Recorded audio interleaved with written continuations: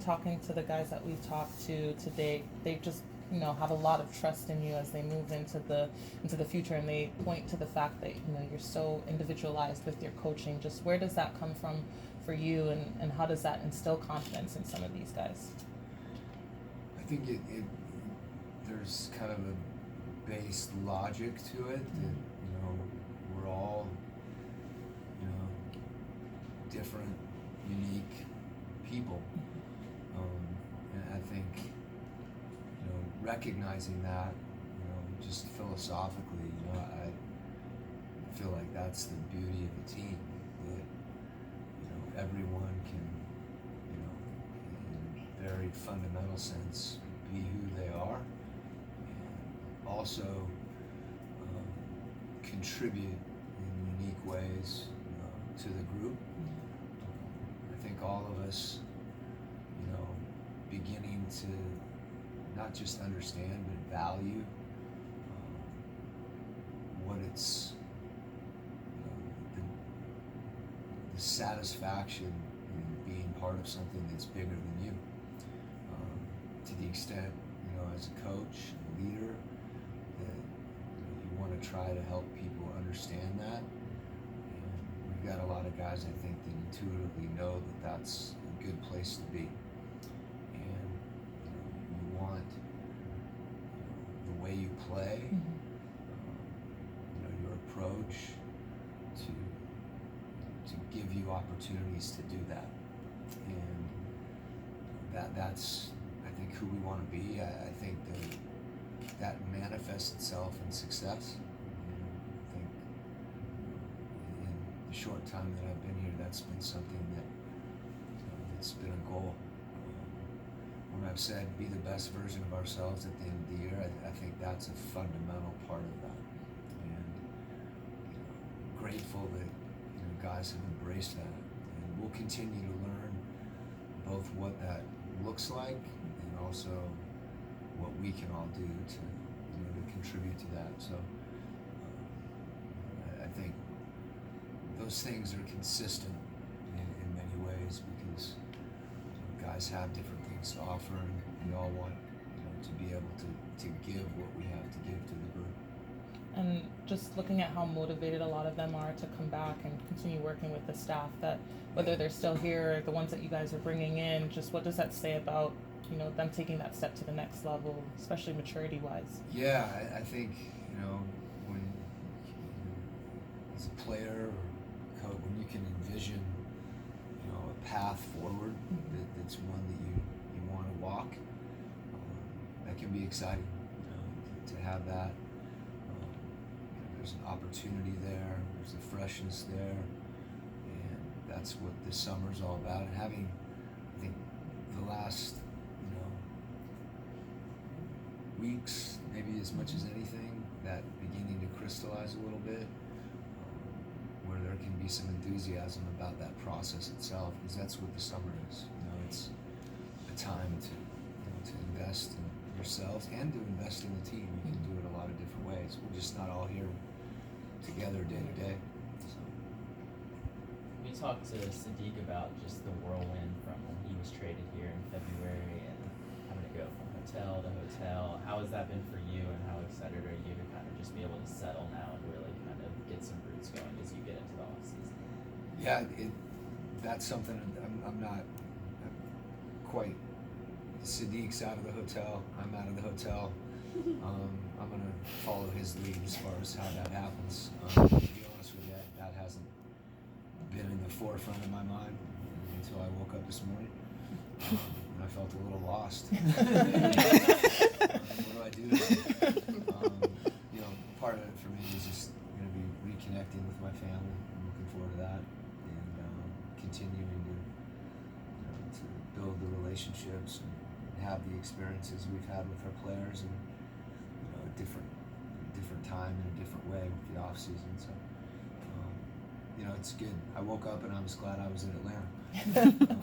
So that part's exciting in many ways too.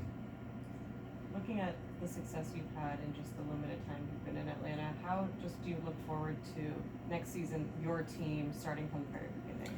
Yeah, I think this time has been invaluable in that respect. On not just in the present, but as you begin to see the ways that I think for the players and for myself and for Landry and all the different ways that we can begin to grow and get better. And to feel that and to see it, in a tangible way, is really beneficial for all of us as we kind of embark on this next phase.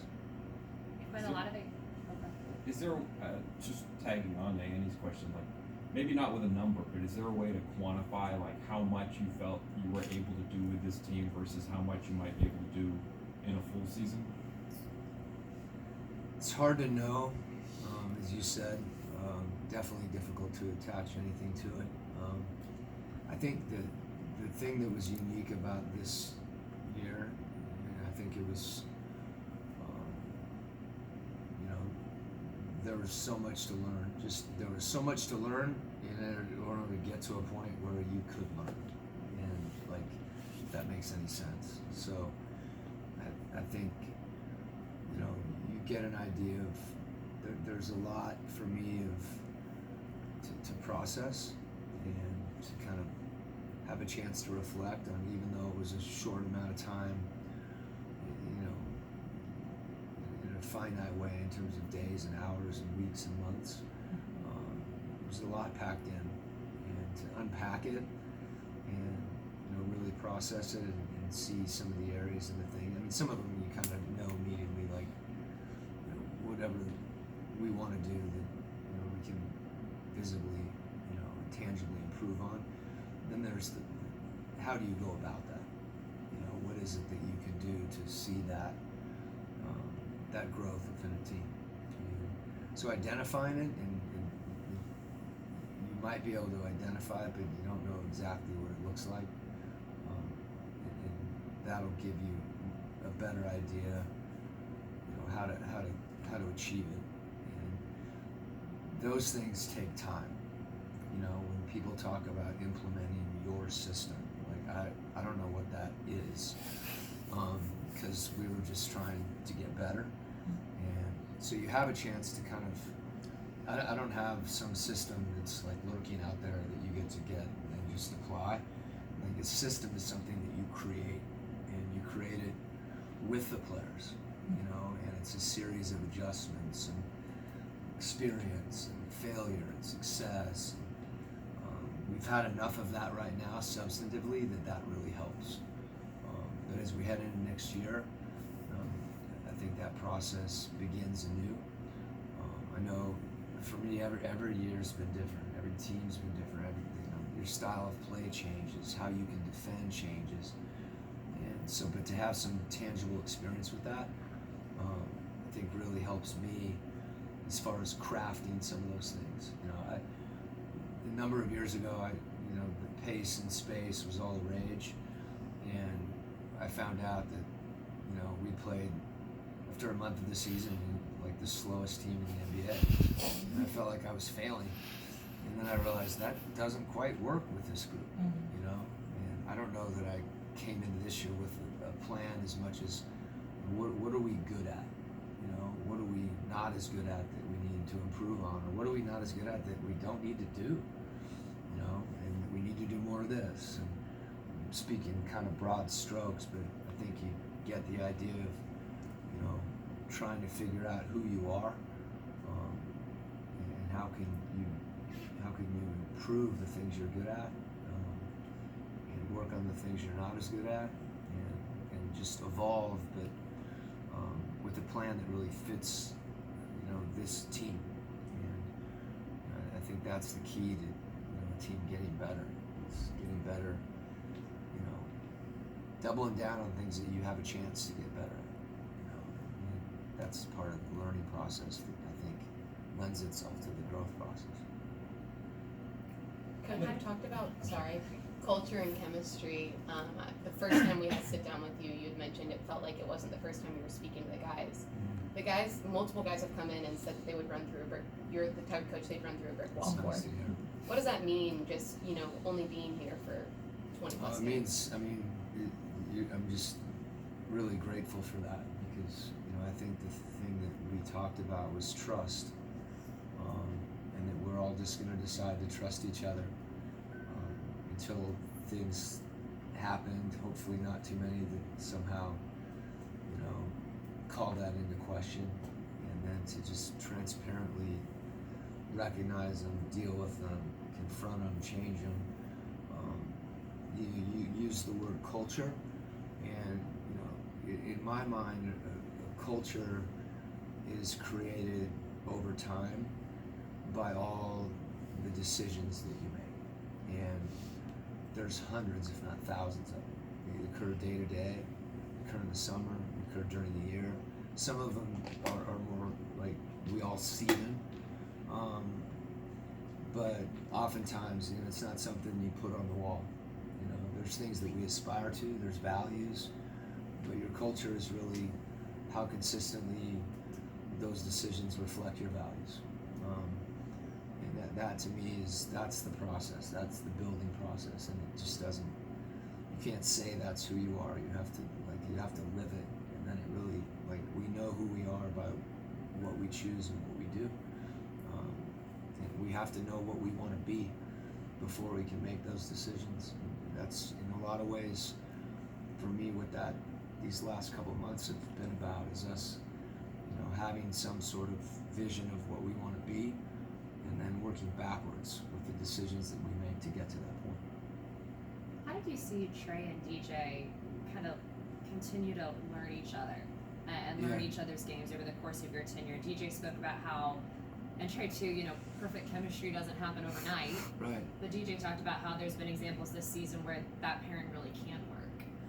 Yeah, I think we can all just quickly think of a relationship that we've had in our lives, and to understand the growth that it takes, over years sometimes. So that process has begun, and it will continue to evolve. There's lots of ways to evaluate that connectivity. Sometimes we look at it on the court, sometimes you look at it off the court, sometimes you look at it personally, socially. There's so many different things that we point to and say, and try to evaluate something. I think the biggest thing is just you let that stuff breathe, and you learn. And I think there's a willingness, that's present, that is, fertile soil, and gets back to some of the stuff we talked about before. And I think you probably heard from both of them some excitement about what that can be, and even how we play. Guys getting used to playing together, what that looks like, especially as they're both growing. You have two players in my mind that can get better. How do they get better individually? How do they get better, in tandem? And how does our team get better? I think that's the thing. We can identify those two guys, but it's really about the group. And how does Trey make our team better? How does DJ make our team better? How does DJ make Trey better? How does Trey make DeAndre better? You go down the list. That's the crucial part. And obviously those two guys, in part because they have the ball. They're easy to identify, and their partnership, so to speak. And that's different every game too. It's hard to take a singular moment or game, even series, and evaluate that where that is. I think the important thing is the vision for how it works, and that'll continue to evolve too. So. Bogey mentioned how valuable it was for your young team to see the Celtics fully formed title contender and play against them, and how proud he was that you all went toe to toe with them. How proud of the team were you with how the series played out, and what was the message to the team last night? I think it's interesting that he drew that comparison, because I think, I want to say 2018, 19, when that group first kind of came together. And, there isn't instant gratification. This doesn't happen. You go through a lot together. You go through, you lose together. And you learn how to win together. And so, to that extent, there's, it's good to know that you competed, but it it's like your golf game, not mine, but yours. We all know what it's like to be a 3 handicap. Getting to be scratch is a whole lot more work than it is to go from 13 to 3, and then to be at the highest level, is a whole nother process. So I think there's a realism involved in that. No one wants to sit here and say 7 years from now or 6 years from now maybe we'll be here. I don't think you want to give yourself a timeline one way or the other, but you can't skip steps. You just can't. And you may have success in a certain context at a certain time, but that may not always reflect where you are. So I would say it's great that we competed. That's a good step, feeling like you belong. But we've got a lot of work to do, and there's no question about that. I know you're still processing that, end of the season and everything like that, and you just mentioned having a lot of work to do. How much of that involves looking at what you've gotten out of your coaching staff, in these 21, 28 games, and looking to the future of maybe adding, taking away, or things like that? Yeah, well, it's kind of a 2-part question. I think, I've said, multiple times, because I feel it, and I've felt it continuously, the support that I've personally received from, the guys on the current staff, and, that, like everything, that evolves. I haven't gotten to a point where you piece all that together. It's like creating a team. Right. So I just, am and remain and will always be grateful for, the input, support, expertise that this group has had. It's been instrumental in what we've tried to do with the team. Quin, what has your message been to AJ, especially today, and with him dealing with the minutes change? And then also, do you see him playing in Summer League? We haven't even, anything Summer League and those things. We'll sit down and talk and figure out what's best for, each player individually. Sometimes they play a couple games, sometimes they don't play. There's so many things that go into it. For young players, your path, your growth, it's not linear, and I don't think, in AJ's case, sometimes you can evaluate guys at different points. They're playing, they're not playing. Like I said, that's a process, and he's a guy that I'm excited about, and the things that he can do already, the areas that he's excited to embrace, and that's how you improve, and that's what I see in him. I think that's the opportunity he sees.